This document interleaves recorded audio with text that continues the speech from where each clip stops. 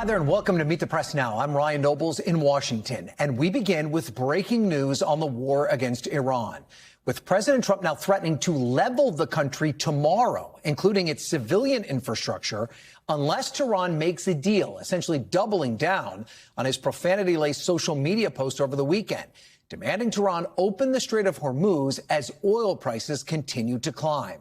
Speaking from the White House briefing room this afternoon, President Trump warned that Iran is facing total destruction, but provided little clarity on how much longer the war could last. Here's some of what he had to say. The entire country could be taken out in one night, and that night might be tomorrow night. Are you concerned that your threat to bomb power plants and bridges amount to No, crimes?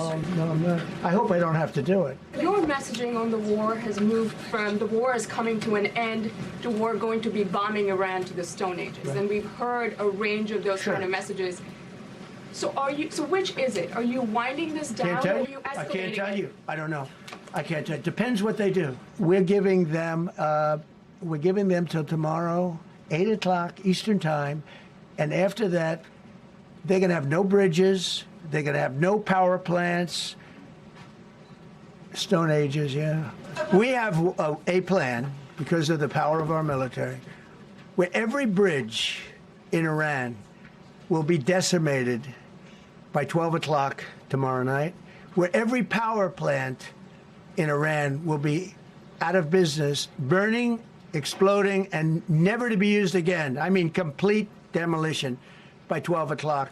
And it'll happen over a period of 4 hours if we wanted to. Now, this comes amid reports of a potential 45-day ceasefire in the works. A White House official telling NBC News it's one of many things being discussed, though it remains unclear who exactly the White House is talking to inside Iran. The president was pressed about the state of negotiations twice today. First, during the White House Easter egg roll, and then again during his press briefing. They've made a proposal, and it's a significant proposal. It's a significant step. It's not good enough, but it's a very significant step. They have made, they're negotiating now, and they've made a very significant step. We'll see what happens. I can't talk about ceasefire, but I can tell you that we have an active, willing participant on the other side. They would like to be able to make a deal. I can't say any more than that. Now, Iran state media is reporting that Tehran is rejecting the possibility of a temporary ceasefire, instead emphasizing the need for the permanent end to the war.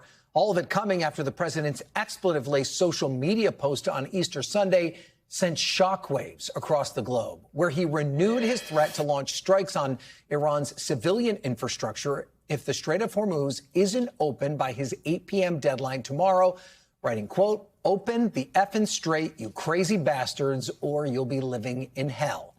The president today defending that crude language. Why did you use such vulgar language in that Truth Social post? Only to make my point. I think you've heard it before. Joining me now is NBC News White House correspondent Julie Sirkin, NBC News national security reporter Gordon Lubold, NBC News chief international correspondent Keir Simmons, and NBC News senior business correspondent Christine Romans. Julie, let's start with you. What else stood out to you from the president's press conference today? Ryan, I'll start on those rescued airmen, because it was really interesting the level of detail that the president gave. At one point, he even wanted Dan Kane to provide the exact number of troops, military personnel that were involved in this effort, and Kane said he'd rather not, especially, Kane said, if they have to do this sometime again soon. I also thought the president, when he was asked in regards to that operation whether everybody was on board, he actually revealed that they weren't. He said a number of very senior military officials were nervous that this would be a very daring operation that could potentially cost lives, it would cost equipment, it would cost a lot of money. And again, as the president laid out, this was a plane that was taken out by a shoulder missile. Again, that was extremely interesting, and it was new. Now, in addition to that, the president did say on oil, for example, that he wants to seize the oil from Iran, but he won't do it, most likely because of people back home, that they wouldn't be satisfied with it. But the president did say, why does he want the oil? Well, he said, quote, "I'm a businessman first." I thought that was extremely interesting, a notable admission from the president there, as well as the plan. The president repeatedly saying he will not provide details. Forgive that noise as you see the grass being cut behind me there. But the president did say when it comes to that plan that it could start at 8 p.m. tomorrow. It could last until midnight. It could go on for 4 hours. And then the president said all of Iran's power plants will be decimated. He was asked if that is a war crime under international law. It certainly could be. The president saying he believes the Iranian people would want that kind of move. He also again said that the Iranian regime had killed thousands of protesters over the last 2 months, again saying that he's not sure if this is a war that is escalating or is winding down as he considers a ceasefire proposal put forward this morning by Pakistan. Ryan? Julie, do you get the sense the president is feeling a bit emboldened after the U.S. military operation to rescue the U.S. airman who was shot down? Absolutely. Several times he detailed the military operation. I thought that exchange that I mentioned with General Kane, where Kane clearly did not want to give away classified intelligence, sensitive information, the president saying multiple times referring to the fact that those details could have made a movie. He talked about the fact that this was the most historic operation, essentially saying that it's never been done before. We know there have been countless risky and dangerous operations that have been conducted to rescue Americans, troops and civilians alike. But the president multiple times spoke about this operation in terms of forecasting and showing off American strength and might. Only, he said, the president, that this is something that Americans can do. He said the technology that we have, the anti-air defense capabilities, even the planes, the 155 aircraft the president said were involved in this is something that showcased the American military might. And again, it comes at a very critical point. You know, I thought it was even interesting when the president was asked about Artemis, right? The space shuttle operation that is taking place right now. He said it comes at a critical time so that the Americans can continue to showcase its might as they're involved in this war in Iran. So all of those things the president very eager to show off today. And finally, the president also kind of alarmingly threatened jail time today for whomever leaked the news about the U.S. pilot who was rescued. Let's first listen to what he had to say. We're looking very hard to find that leaker. So whoever it was, we think we'll be able to find it out because we're going to go to the media company that released it, and we're going to say, national security, give it up or go to jail. Threatening jail time against reporters. How seriously do you expect the administration will pursue this investigation? Ryan, this is something we know that has been weighing on the mind of the president for days, ever since that leak first surfaced on Friday. We know that the White House was intentionally very quiet not to reveal details. When that first airman, the pilot, was rescued from Iran, again, the president not really saying much until the second airman was rescued in those early morning hours, the late night hours of Saturday, I should say. And so this is something I know that the White House is going to take seriously. In addition to those comments that you just heard, President Trump said that this was a leak that endangered the rest of the operation. They said that it became a much more difficult operation to rescue that second airman. Again, you had American personnel, hundreds of them, the president said, involved in this. You had 155 aircraft involved in this. And again, this was happening not in the middle of the night, but in broad daylight. So for those reasons, the president said it is extremely pertinent for them to find out who this leaker is. We know the administration has been trying to prevent leaks, a shift that we've seen in the president's second term than the first term. And so this is something I expect they will take extremely seriously, especially at the Department of Defense. We know Pete Hegseth there at the helm of that department has tried to keep media access restricted, and the message very carefully crafted coming from the Pentagon to whoever needs to hear it. Ryan?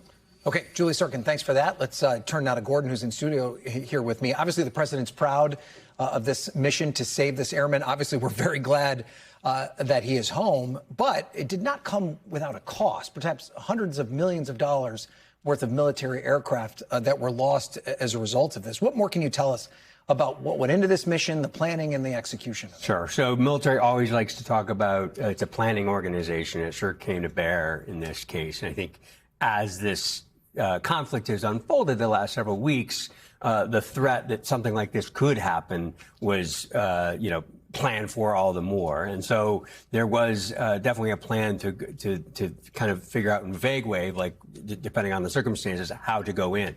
Again, as Julie said, and as the president said, there's stuff of Hollywood, like behind enemy lines, very risky. The first rescue of the first airman, as the president said, was done by day. Super perilous, very dangerous, but that was conducted fairly quickly, as we learned a little bit more about today. The second one, far more perilous, just because it required more assets, a lot of aircraft, a lot of personnel, and it was done under cover of darkness. I think, as Julie said and the president mentioned, I think the the biggest thing to me that we learned was that what brought down the F-15E aircraft to begin with was a shoulder-fired weapon shot by, any operative of the regime, and really kind of laid bare the perils, not just of, the Air Force and the Navy, which the U.S. military is, all but decimated in many ways, but the individual threats posed by individuals on the ground. And the president also talked about a contingency plan. They needed to use lighter aircraft. What more do we know about that? Right. I think that's more the president just kind of providing commentary on an operation that he's clearly very intrigued by. As we know now, some of the aircraft went to the what they call the LZ, the landing zone, to retrieve the second airman once he was initially found. And they got stuck in the sand. But the U.S., and as the president mentioned today, even the contingency plan, the backup plan was, remarkable in and of itself. They had aircraft ready to come in and undo the problem after the other ones got stuck. But amidst all of this and the good news about the both airmen being saved, this is still a war that is raging by any measure. And Secretary Hegseth said today that it's the largest volume of strikes since the start of the war. They've already said that their air defenses have been decimated, that the nuclear program has been obliterated. What are they targeting with these strikes? And I would note that the secretary has said that several times over the course of this conflict the last several weeks, like this is going to be the biggest day.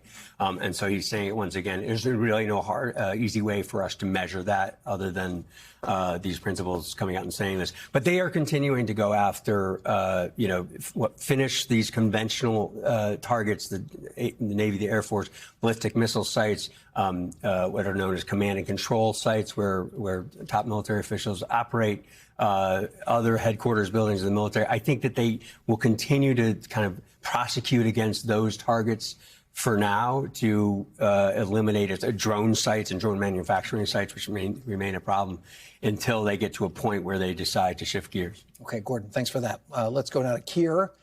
Keir, how do we expect officials in Iran will react to what we heard from President Trump today?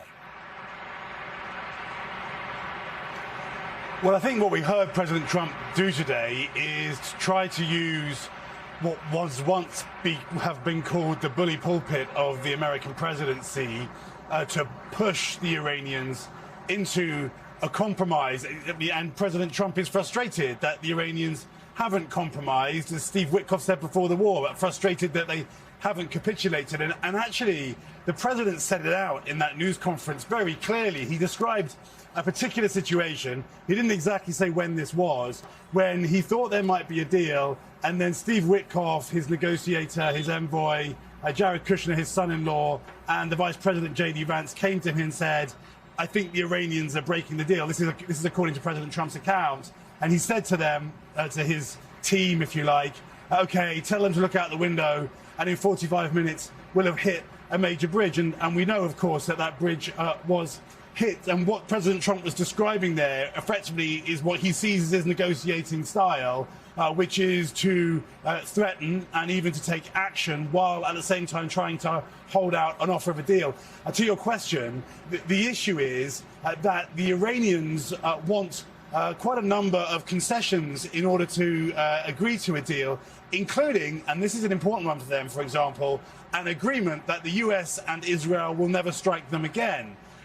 Effectively, what you're seeing is the United States and Israel on the one side and the Iranians on the other side both indicate that they would like an end to this war, but they would like it on their terms. It sounds familiar. It's very much the kind of thing that I've been talking about in relation to another war between Russia and Ukraine. The question here is not about whether the two sides would like to stop fighting.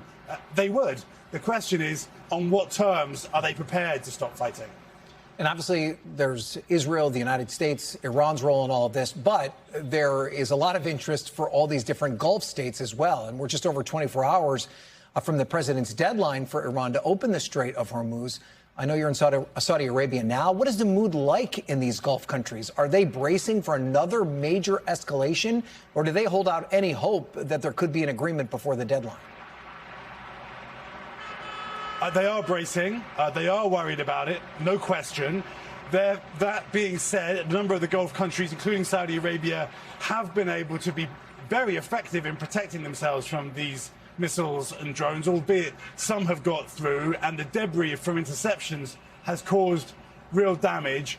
And it's interesting, the message that you hear from Saudi Arabia and other Gulf countries is actually similar to the kind of message you're hearing from President Trump, and that is this: we want the war to stop, but we don't want it to stop if what it ends up with is a weakened but angry and effectively empowered Iran. And that all goes to the question of the Strait of Hormuz and whether it can be opened up. And I think that is why it's very difficult to see how President Trump doesn't come to the conclusion that there's going to need to be more action by the United States in order to open up the Strait of Hormuz, possibly taking islands in the Strait, with all of the risks that that will entail and all of the questions of boots on the ground that will raise.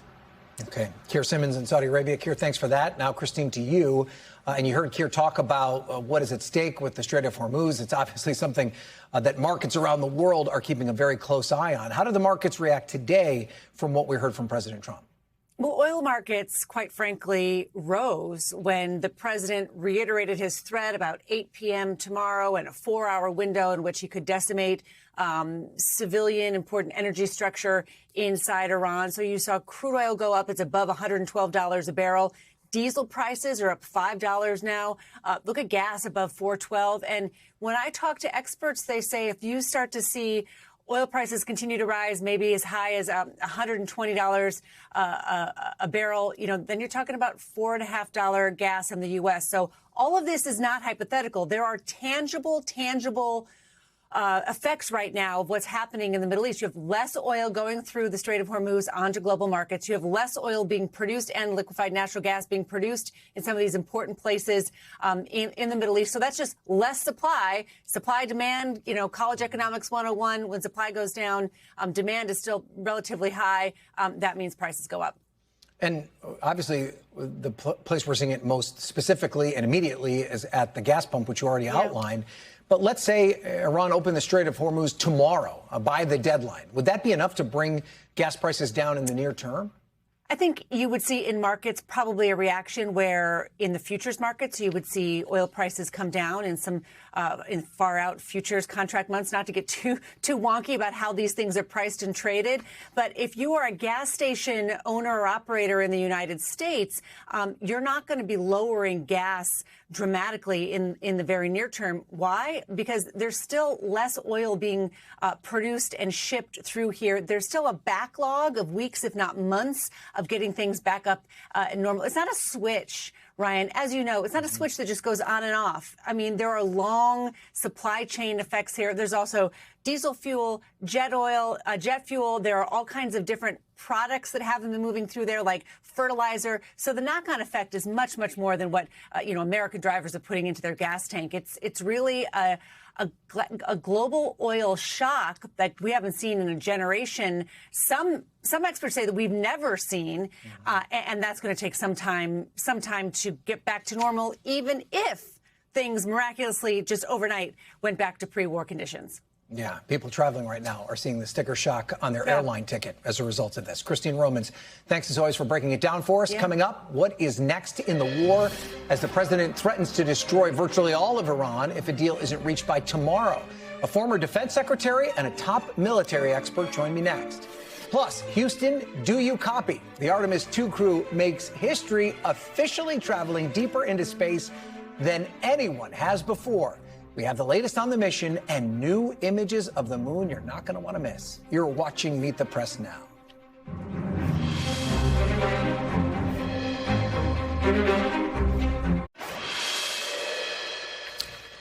Welcome back. Joining me now, former Secretary of Defense and former CIA Director Leon Panetta and NBC News military analyst, the retired Colonel Steve Warren. Secretary Panetta, let's start with you. We're now in the 6th week of this war. What is your assessment of the war so far, and what appears to be a shifting timeline and objectives of this military operation? Well, without question, I think, as the president has said, we've we've largely achieved a great deal of our military objectives here. There's probably still a few targets that remain, but I think overall we have, in fact, achieved our military objectives. The problem is that in order to get to a ceasefire, which I think is where we all need to go, you've got to deal with the Straits of Hormuz. And that remains a fundamental issue that, if we don't address, is obviously going to put tremendous pressure on our economy and on the American people. So the key right now is for the president to try to see if we can at least work out a deal between allowing some kind of ceasefire in exchange for opening up the Straits of Hormuz. I think that is the best turnout that can happen in this 6th week of the war. Okay, Colonel Warren, let's turn to you. We did learn quite a bit more about the details of the operation to rescue the 2 U.S. airmen in Iran. What stood out to you from what we learned today? Well, 2 things really stood out to me. The first was that, hundreds of American military members willingly put their lives in danger to find our downed aviator. And I think that really speaks to the ethos that we try to live by in the military, which is, I will never leave a fallen comrade behind. We try to live by that. The other piece of that same ethos was demonstrated by that aviator, who never quit. That's the other piece of our ethos. I will never quit. And he never did. He stuck in there. And I think the other thing that stood out to me were those images of the aircraft that we had to leave, destroyed on the battlefield, right? Because we didn't want any of that equipment to fall into enemy hands. That's 2 C-130s, potentially some helicopters as well. All of that, we had to abandon that there, but we didn't leave a single thing for the enemy to gain. Mm-hmm. Secretary Panetta, I want to play for you something that the former DHS Secretary Jay Johnson said on Meet the Press yesterday about the operation to rescue that airman. Take a listen. I would encourage the President and the Secretary of Defense, consistent with operational security, share as much of that with the American public so that the American public can appreciate what goes into this kind of operation is more complicated than the bin Laden operation, for example. Wow. I'm not sure any of that. That's saying something. I'm not sure any of that justifies a $1.5 trillion budget request, but still, this was remarkable, and I think Americans deserve to see a lot more about it. Mr. Secretary, you were in the room during the bin Laden raid. Do you agree with his assessment? Was this operation more complicated than the operation that killed bin Laden? Well, not being there, it's hard for me to make a judgment one way or the other. I can tell you this: the bin Laden operation was a complicated operation that required intelligence people and special forces working together. Clearly, this operation was equally well planned. It involved intelligence sources, the CIA. It involved special forces being able to go in and conduct this operation. It was an outstanding operation. I give them a hell of a lot of credit. I have tremendous confidence in the ability of our military to do these kinds of things. And I would hope that the president would kind of use this as a way to try to determine what is the best path now to bringing this war to an end. That really is the key point in the 6th week of the war that I think everybody would like to have. Mm-hmm. And Colonel Warren, we've talked a lot, and the president's talked a lot about all these military successes. He's even described Iran as being decapitated, but yet they were still able to shoot down a U.S. fighter jet. From what we learned today was just a shoulder-fired missile. What does this tell you about Iran's military capabilities, even if it's as downgraded as the Trump administration is suggesting? All right. The military capabilities of Iran are significantly downgraded. I believe the chairman of the Joint Chiefs and the commander of Central Command when they say that. I do believe them. But we have to understand that downgraded does not mean eliminated. We have to understand that, air superiority does not mean we are invulnerable. There are still weapon systems out there on the battlefield. The skies that we fly in today, while we have control of those skies, They are not the friendly skies. We cannot fly with absolute impunity. And that's something we have to keep in mind. Wars are dangerous, and this is a war. And is that part of the problem, Colonel, in terms of trying to bring this to an end, that even if you have that superiority and you have the advantage militarily, it's very difficult for these things to come to an end in a neat and tidy way? Well, war is never neat and war is never tidy. And my old boss, Secretary Panetta, understands the strategic level of this better than anyone. But what I will tell you is, in my experience, in order to get both sides at the table negotiating in good faith, one side or the other has to have had enough. One side has to say, uncle. And to that point, Mr. Secretary, the president is now suggesting, in an effort, I guess, to make Iran say uncle, that he's willing to go after civilian energy and infrastructure and potentially its bridges. Do you believe that that strike would be lawful, and would it be crossing a red line that the U.S. military should not cross? Well, obviously, it raises a lot of questions with regards to whether or not, it's legal or illegal. But I think the bigger question, very frankly, is what's going to be the payoff here? Let's assume he goes ahead and does the kind of destruction he's talking about. The one thing he can eliminate is the ability of Iran to keep the Straits of Hormuz closed. And what's going to happen as a result of those attacks is that the price of oil is going to continue to escalate. And it's the American people who are going to have to pay that price at the pump. So in some ways, there aren't any winners here. Both sides are going to lose a little bit. Mm-hmm. And Colonel Warren, what type of retribution could come from Iran if the U.S. were to take that sort of strike or take that sort of action? Well, we know, as we just discussed, that Iran still has capabilities. They still retain offensive capabilities. So I think you can expect to see strikes against civilian infrastructure in the Gulf region. For example, the desalination plants in many of the Gulf nations. Additional strikes on their critical oil and natural gas infrastructure. So we can see, again, an escalation will bring an escalation. So as we escalate, I think we can expect the Iranians to do the same. Okay, great conversation. Secretary Panetta, Colonel Warren, thank you both for your time and expertise. We appreciate it. Coming up, we are digging deeper into the president's trumped-up rhetoric on the war with Iran, the escalating fallout, and what it all means for the path to the midterms. Our panel's next on Meet the Press Now.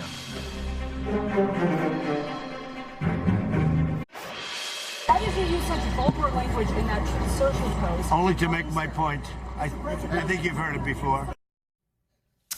Welcome back. As we showed you before, that was President Trump this morning brushing off questions about his profanity-laced social media post that he made on Easter Sunday, telling Iran to open the effing straight, you crazy bastards, as he threatened to strike civilian infrastructure in the country. Joining me now is our panel, Mariana Sotomayor, the congressional reporter at The Washington Post, Josh Orton, a former senior advisor to Vice President Harris and the current president of Demand Justice, and Danielle Pletka, a senior fellow at the American Enterprise Institute. Mariana, the president, I don't know how many times I've started a panel with this question, but has shattered a lot of norms. But even this one, especially to read it on an Easter Sunday morning, came as a shock to the system for those of us that read these from him on a regular basis. I mean, should we be surprised by this anymore? And could this maybe cross the line? I mean, it was shocking. It was one of those messages that I had to read twice to be like, is this really happening? Especially as I saw other messages, Easter messages coming in from congressional leaders, which were much more, let's say, just much more tame. Yeah. Should it be surprising? I mean, I think what we need to look into and understand is how legitimate is this threat? Is he really going to go as far as to rain hell all over Iran? Is he going to just obliterate, as he's been saying, this nation? Because as many people have been pointing out, that could amount to war crimes. We obviously have not gotten there yet. But if he's been teasing this, this decision that has to be made by 8 p.m. And even today during his press conference, he mentioned the fact that he won't say whether he is for this peace plan, but he might be for a peace plan if it's good for him and Iran opens the Strait of Hormuz. So he hasn't really indicated exactly what's going to happen by tomorrow night, but we're just going to have to wait and watch, which is another thing that we're used to with Trump. We kind of have to wait and see what he decides. And the inconsistency of it all, I think, is part of why so many people are still asking so many questions about this. But, Danny, I want to go to you on this, and I want to read for you what former Congresswoman Marjorie Taylor Greene had to say about this. She's obviously been very critical of the president. She's had a falling out with him. But I think she still has kind of a relevant voice in all of this because she is connected to the MAGA movement. She understands the MAGA movement. And this is what she said. I know all of you and him, all of you, she's talking about his supporters in the MAGA wing of the party, and he's gone insane, and all of you are complicit. She's also talking about the people working for him. Trump threatening to bomb power plants and bridges hurts the Iranian people, the very people Trump claimed he was freeing. This is not what we promised the American people when they overwhelmingly voted in 2024. I know this. I was there more than most. This is not making America great again. She goes on to say, this is evil. Trump said earlier today, MAGA still loves me. Is he right? Is there even something like this not enough to try and have some of that support erode, particularly that wing of the party that was very much opposed to foreign intervention? I'm very impressed that Marjorie Taylor Greene has become such an object of admiring quotes in American media. That wasn't always the case. Right. Mm-hmm. But I guess she's figured out what it is necessary to get into the good graces of some people. Are you suggesting that it's not? You're suggesting we shouldn't bring that up? I am suggesting that she just because she's free. So you're saying the only reason I'm talking about suggesting she's a loathsome anti-Semitic POS. That's what I'm suggesting. A horrible human being who we all recognized was a horrible human being, a hater who Donald Trump never should have supported.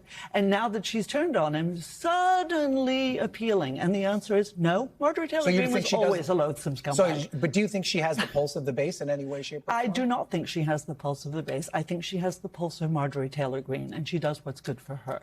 But on the question, on the broader question, polling tells us, I don't have the pulse of the MAGA movement such as it is, but I do believe the polling that I see. The polling suggests that the president not only has a higher rate of support on the Iran war with self-identified MAGA voters than he does with even Republicans, but it's still up 80–90%. I think that's pretty solid. So I think Marjorie is talking out of the same mouth that told us that Jewish space lasers were important. Okay, Josh? Marjorie Taylor Greene is a loathsome person for all the reasons you mentioned, and is correct about this, right? Donald Trump is at the lowest nadir of his presidency in terms of popularity. He is about at the same place that Joe Biden was right after his politically fatal debate performance, right? Donald Trump has no idea what's going to happen next in the Iran war. And what he did with this tweet on Sunday is actually classic. This is actually vintage Donald Trump from the 2016, 2017, 2018. He doesn't have control of the narrative. The war is unpopular. They didn't even bother to give us a narrative ahead of time, wrong or right, like they did with the Iraq war. He's now threatening war crimes. He's replaced Ayatollah Khomeini with Ayatollah Khomeini. He bombed their nuclear program last year to take it out, and now we are going to war to take out their nuclear program. The American people are facing sky-high gas prices and a midterm election for Republicans that is looking dimmer and dimmer by the second. And so I think what Donald Trump is doing with this tweet is what Donald Trump always does when his back's against the wall and he wants to retake control of the narrative. Now, he may have the pulse of the MAGA wing of the party. If he just has the base of the MAGA base of the party come November, it is going to be a landslide for Democrats. And I would I hate to give advice to Republicans, but I would issue a warning here.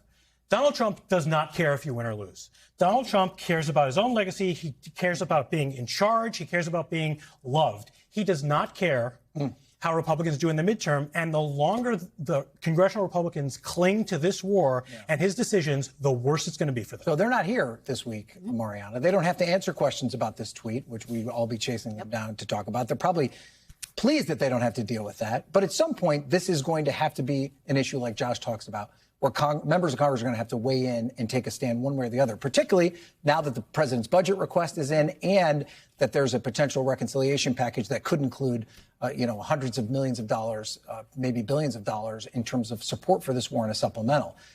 Where is the Republican Party in Congress on this? Yeah, you're absolutely right. I've been texting some Republican lawmakers and hoping they would text back, call back. All of a sudden, they your number obviously, was yes, whatever they don't yeah. want to answer, it's just they don't want to talk about this right now. They're probably enjoying their Easter holidays. But it is going to get complicated for them because they will have to vote and make known how they feel about this war.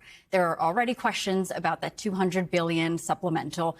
Could they eventually have to vote on even more money? Because they don't know how long this is going to last. Lawmakers are very upset with the administration not being as forthcoming, not really knowing what the end goal is. They are looking at the mixed messages from Trump in the same way that we are observing them. What is it going to be? What is it not?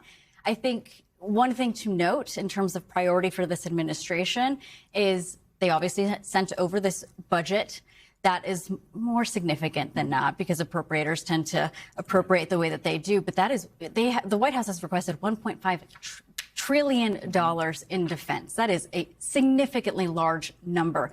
Also, $73 billion in cuts to domestic spending. Where are voters right now?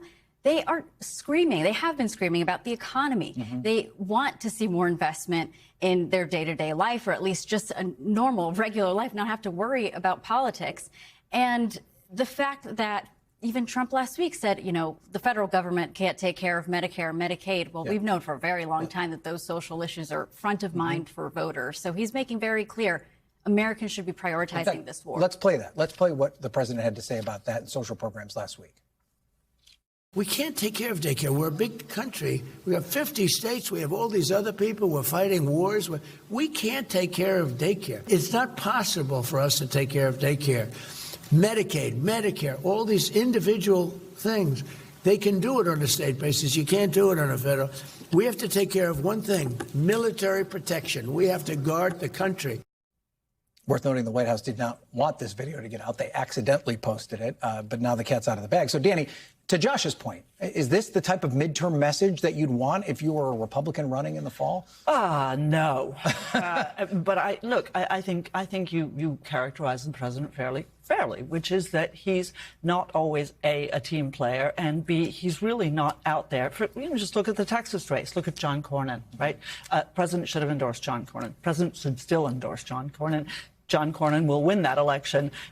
His competitor will not. This is the kind of game that Donald Trump played in 2016. He played it again in 2020. The president has many good qualities, let's say, but these are not among them. And I think that's going to be very difficult. And I think as far as Congress is concerned, look, I wish I could say that Congress had its own interests at heart. But even there, what we've seen, and this is not a new phenomenon. I say it every time I'm on the show. I really do. Congress doesn't do its job anymore. Yeah. And if Congress did its job, whether it was standing up to or acquiescing in what the president wanted, then perhaps it would set itself up for some respect in the midterms. Yeah. And Josh, finally, what role do Democrats play in all of this? Can they continue just to be the party of no? Do they have to offer some sort of an alternative message? Where does this land as we head into the midterms? Yeah, that's vitally important, Ryan. And look, I think the old adage of when your enemy shooting themselves in the foot sort of point, but I don't think Democrats can rest there. I think Trump is going to, towards the end of his second term, sort of do his own thing to implode the coalition that he built within the Republican Party. But Democrats have to actually pose something that the consumers in this country, the people of this country, the workers in this country will hear and know they're addressing their problems. What is your plan for childcare? What is your plan for healthcare? What is your plan to lower prices? It's not going to be just enough to oppose Trump. That being said, you can point for now. All right. Mariana, Josh, Danielle, thank you guys all for being here. We appreciate it.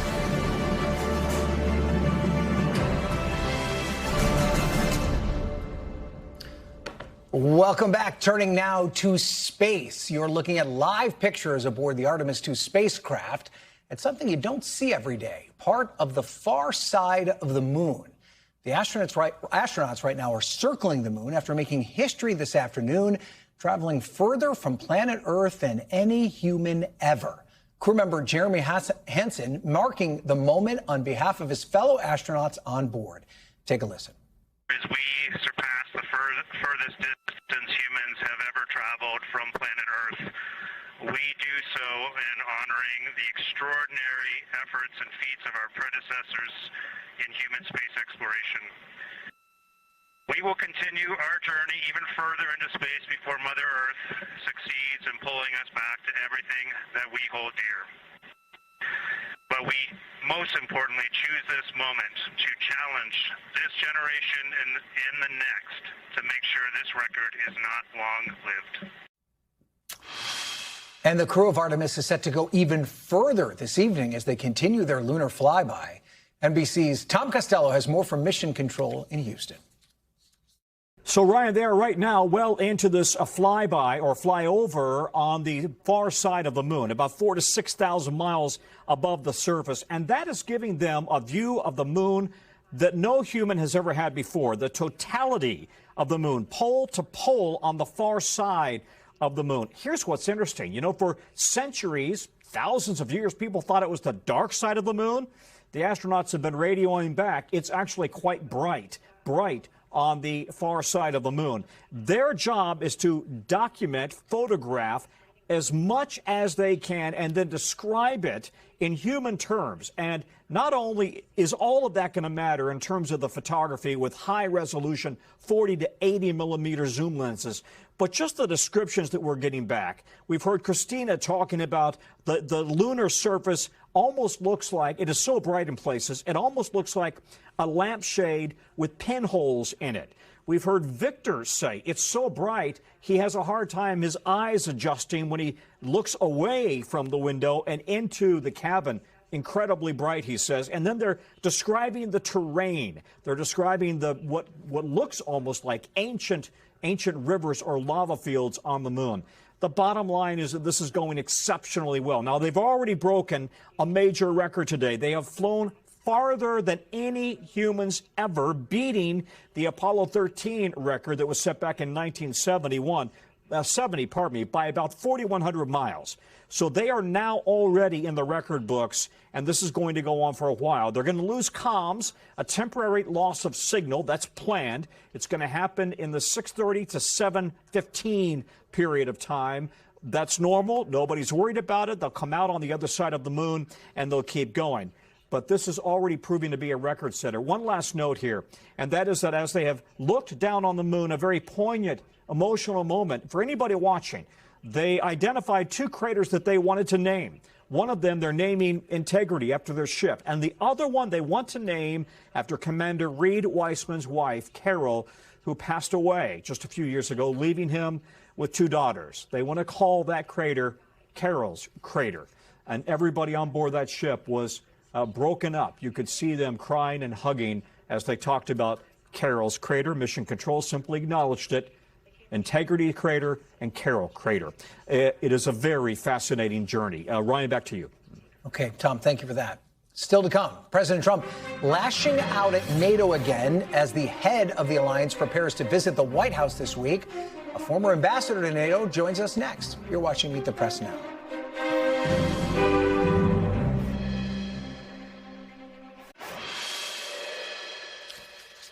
Welcome back. Amid increasing tensions between the U.S. and its NATO allies over the war in Iran, NATO's Secretary General is scheduled to meet with President Trump on Wednesday. The president repeatedly voiced his anger with NATO countries for their lack of support for the war and for not stepping in to help open the Strait of Hormuz. This afternoon, the president lashed out at NATO once again. Take a listen. I'm very disappointed in NATO. Very. I think it's a mark on NATO that will never disappear in my mind. You know, they're coming to see me on Wednesday. They're going to say, oh, we'll do this, we'll do that. Now they all of a sudden want to send things, you know. Last week, the president claimed several times that the U.S. might leave NATO after the Iran war and told European allies it was up to them to take back the Strait of Hormuz and get their own oil. Joining me now is Ivo Daalder, a former U.S. ambassador to NATO. What did you make of what you heard from the president today? You know, frankly, nothing surprising. He's been saying this about NATO for the better part of 25 years. He's never seen the value of NATO. He called it obsolete when he first came to office in 2017. And he's always believed that the burdens of NATO are bigger than the benefits. He's wrong about that. He's always been wrong about that. But it's not particularly surprising. You were earlier talking about the defense budget. He's asking for another sort of $500 billion in defense spending. Well, that's what you would need each year if you wanted to get rid of your alliances. We could not be fighting this war today without NATO. We couldn't fight it without the access to the air bases and refueling stations and all of the other capabilities that the United States has built up over the last 80 years as part of the NATO alliance. So the president does this all the time. He just needs to be better informed. NATO is critical to American security. It's even critical to this operation. And he's angry at the fact that the allies are not willing to help on a war in which they were not consulted about, which they think is both unnecessary and illegal, and frankly is not working out too well for the United States. And they're not going to help him solve that problem for him.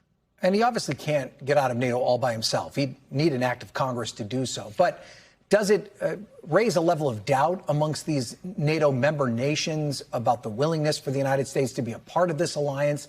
Do they view it as a pressure tactic, or does it fray that very sacred bond that these countries have had for all of these years? And could it leave parts of the world vulnerable as a result? Yeah, this is no longer about leverage in a negotiation. You could argue that the president, who wanted European countries to spend more on defense, used it in this first term and in the beginning even of a second term, the strong language that he needed in order to get the Europeans to do more on defense, which, by the way, they should do, and they should have been doing for a very long time. They're now doing it because of this second problem that you mentioned. They're increasing defense spending not only because they are worried about Russia and the threat that they pose, that Russia poses to their security, but frankly, they're worried about the United States. They don't believe the United States is a reliable ally anymore. They don't believe that they can count on the United States, certainly not as long as Donald Trump is president, to come to their aid. After all, this is not only a president who has repeatedly called into question his commitment to NATO in a variety of different ways, but in fact, a few months ago, threatened to use force against NATO by taking Greenland, which is part of the Kingdom of Denmark, which, of course, is a NATO member. So the last 3 months have really sort of brought home to many Europeans that the president's distrust and dislike of NATO now may well have strategic consequences. And as you say, a division between the United States and Europe is something that first the Soviet Union and then Russia have been wanting to see for the better part of 80 years. They now have it, and they may one day come and test it. Now, the president mentioned that the Secretary General will be here in Washington to meet with him. And Mark Rutte, he's been nicknamed the Trump Whisperer before. He's obviously a very charming man, and Trump does seem to like him. Can he salvage the relationship with this visit? Will that relationship alone be enough to try and protect this relationship? You know, Rutte is the Trump whisperers among all Trump whisperers, and I imagine that the meeting is going to be a good and positive one. What Mark Rutte can't do on his own is to erase the 15 months or so now of serious doubts that have been created in the European minds about America's willingness to come to the defense of Europe, and this latest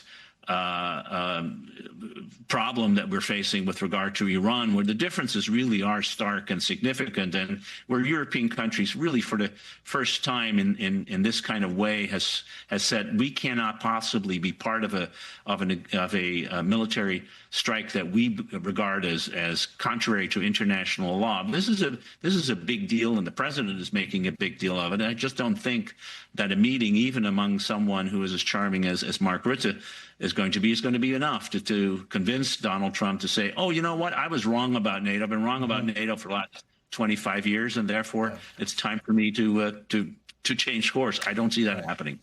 Okay, Ambassador Ivo Daalder, thank you so much for being here. We appreciate it. We'll be back tomorrow with more Meet the Press Now, but there's always more news ahead on NBC News Now. Thanks so much for watching. Have a great day. We thank you for watching, and remember, stay updated on breaking news and top stories on the NBC News app or watch live on our YouTube channel.